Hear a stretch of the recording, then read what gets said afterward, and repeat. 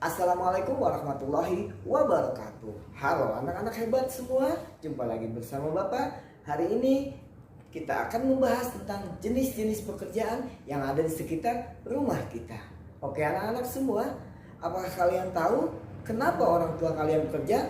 Apakah orang tua kalian bekerja di rumah? Tentu saja bekerja. Nah, mengapa orang bekerja?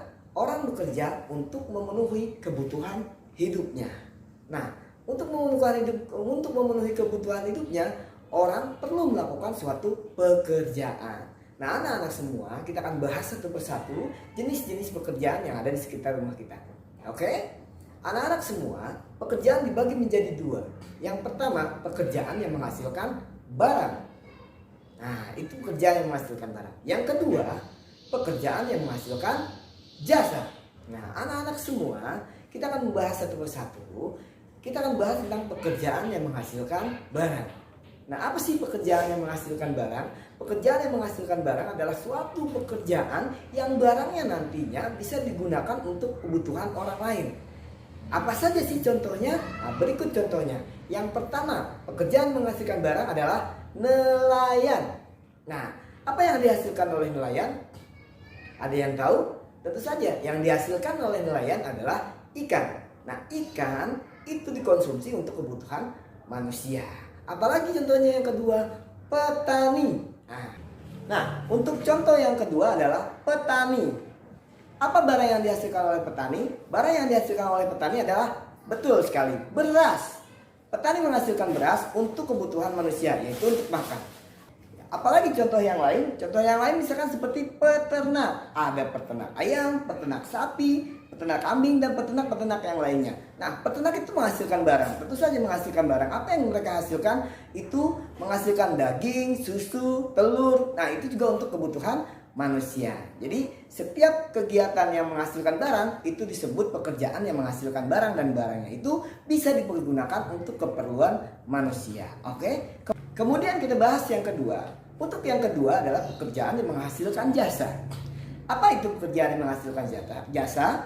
Pekerjaan yang menghasilkan jasa adalah suatu pekerjaan yang jasanya bisa berguna untuk kebutuhan orang lain. Contohnya adalah tukang cukur.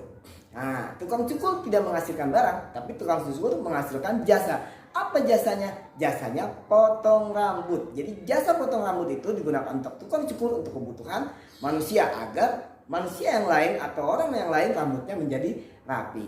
Apalagi contoh yang lain, misalkan seperti Pak Polisi. Nah, Pak Polisi itu apa? Pekerjaan adalah Pak Polisi, pekerjaan yang menghasilkan jasa. Pak Polisi itu apa tugasnya? Mengamankan lalu lintas, mengamankan keamanan di masyarakat. Nah, jasanya itu dipakai untuk kebutuhan masyarakat. Apalagi coba?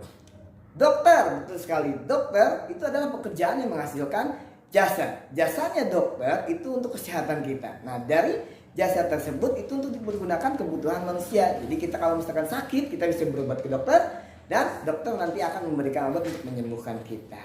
Nah, paham ya? Anak-anak, perlu kalian ketahui, setiap profesi itu punya perannya masing-masing. Dan peran dari satu dengan yang lain itu saling ketergantungan. Ya. Contoh, misalkan contoh, kita akan masuk ke dalam sebuah rumah sakit. Kalian pernah ke rumah sakit kan? Pasti di rumah sakit itu ada berbagai macam jenis pekerjaan. Nah, pekerjaan di dalam rumah sakit itu saling berkaitan.